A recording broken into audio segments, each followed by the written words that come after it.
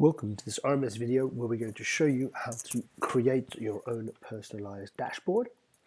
So first of all, we click on the tab dashboard and the dashboard will open up.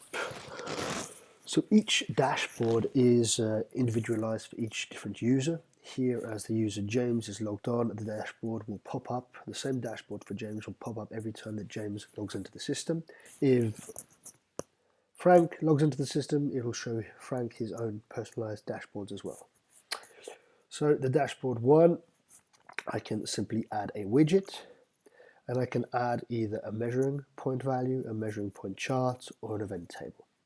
For the sake of this video, I will add a measurement point value.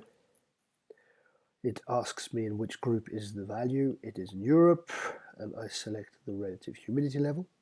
I click on OK. Then I will add another widget, which is the chart. I will take the humidity chart as well and click on OK. So here now I have two widgets that are added to my dashboard, and I can simply click and drag and change the sizes of these different widgets. I can pull them around and set them up wherever I want.